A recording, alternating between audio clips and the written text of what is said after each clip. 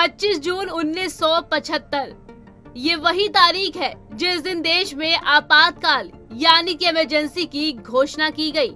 इंदिरा गांधी के नेतृत्व वाली सरकार की सिफारिश पर तत्कालीन राष्ट्रपति फखरुद्दीन अली अहमद ने आपातकाल लगाए जाने पर अपनी मोहर लगाई थी। ये इमरजेंसी 21 मार्च 1977 तक देश भर में लागू रही। इसे इतिहास में एक काला धब्बा माना जाता है। सत्ता दल आज भी इस वजह से कांग्रेस को समय समय पर कोसती रहती है। आपातकाल की घोषणा के बाद ही देश एक जेल खाने में तब्दील हो गया था। बड़े पैमाने पर नागरिकों के अधिकारों का हनन हुआ था। ऐसे में सवाल ये उठता है कि क्या कोई प्रधानमंत्री किसी स्थिति में आपातकाल की घोषणा कर सकता है? संविधान के अनुच्छेद 352 के तहत राष्ट्रपति सिर्फ तभी आपातकाल की घोषणा कर सकता है जब उसके पास प्रधानमंत्री और उनके केंद्रीय मंत्रिमंडल द्वारा लिखित रूप में संकट की स्थिति की पुष्टि हो। यह अधिकार सिर्फ राष्ट्रपति का होता है कि वो उस स्थिति को परखते हुए आपातकाल की घोषणा कर सके।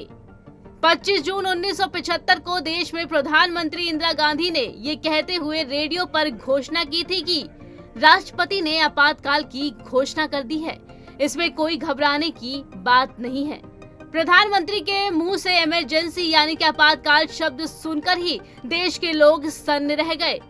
आमजन को कुछ नहीं पता था कि अगले कुछ घंटों, दिनों, महीनों और सालों में क्या होने वाला है। इमरजेंसी लगाए जाने के बाद जो देश में हुआ वह काला धब्बा कांग्रेस सरकार में हमेशा के लिए बना रहा।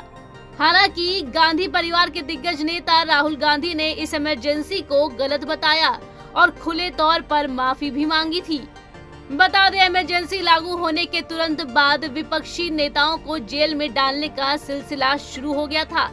इनमें जयप्रकाश नारायण, राज नारायण, चरण सिंह, जॉर्ज फर्नांडिस, लाल कृष्ण आडवाणी, अटल बिहारी वाजपेयी और मोरारजी देसाई समेत कई बड़े नेताओं का नाम शामिल था, जो कई महीनों और सालों तक जेल में पड़े रहे थे। इंदिरा गांधी सरकार की 21 महीने की इमरजेंसी आज भी चर्चा में रहती है। इस दौरान भारतीय संविधान के अनुच्छेद 352 में संशोधन करते हुए इंदिरा गांधी के पास असाधारण शक्तियां आ गई थी। अब जान लेते हैं कि आखिर इंदिरा गांधी को इमरजेंसी क्यों लगानी पड़ी थी। दरअसल उन दिनों इंदिरा गांधी की सरकार थी और भारत अस्थिरता के दौर से गुजर रहा था।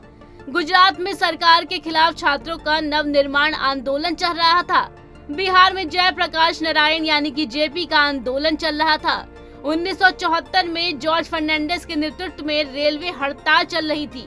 12 जून 1975 को इलाहाबाद हाई कोर्ट ने ऐतिहासिक फैसला सुनाया, जिसमें रायबरेली से इंदिरा गांधी के लोकसभा के लिए चुनाव को अमान्य घोषित कर दिया गया था।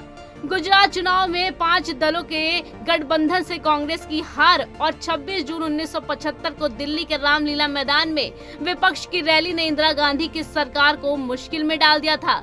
इन्हीं सब को देखते हुए इंदिरा गांधी को देश में इमरजेंसी लगानी पड़ी थी। लेकिन जिस वजह से और जिन परिस्थितियों में इसकी घोषणा की गई, उससे पूरे देश में उथल पुथल मच गया था।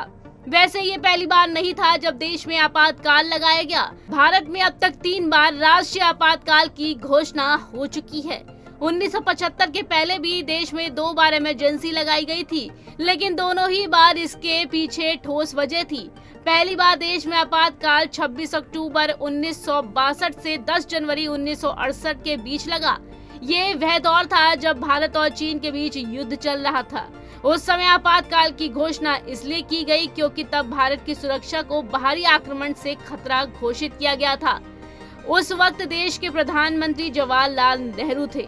दूसरी बार 3 से 17 दिसंबर 1971 के बीच आपातकाल लगाया गया। ये वह वक्त था जब भारत पाकिस्तान युद्ध चल रहा था। इस वक्त भी देश की सुरक्षा को खतरा देखते हुए आपातकाल की घोषणा की गई थी। 1971 में भी बाहरी आक्रमण का खतरा देखते हुए आपातकाल की घोषणा की गई थी। उस समय वीवी गिरी राष्ट्रपति थे और फिर तीसरी बार इमरजेंसी की घोषणा इंदिरा गांधी के प्रधानमंत्री रहते हुए 25 जून 1975 को लगाई गई। इंदिरा गांधी के नेतृत्व वाली कांग्रेस ने 1971 के लोकसभा चुनाव में शानदार जीत हासिल की थी। तत्कालीन 521 संसदीय क्षेत्र में कांग्रेस ने 352 सीटें जीती थी। दिसंबर 1971 में बांग्लादेश को पाकिस्तान के युद्ध से आजाद कराकर इंदिरा गांधी आयरन लेडी के नाम से भी जानी जा रही थी। इसके कुछ साल बाद ही देश में इमरजेंसी की घोषणा ने आयरन लेडी के कामों पर भी सवाल खड़े कर दिए थे। वहीं देश की 18वीं लोकसभा के पहले सत्र यानी कि सोमवार 24 जून 2024 को प्रधानमंत्री नरेंद्र मोदी ने कांग्रेस पर तीखा हमला किया। पीएम ने इमरजेंसी की 50वीं वर्षगांठ से एक दिन पहले इसकी घोषणा को भारतीय लोकतंत्र पे एक काला धब्बा बताया।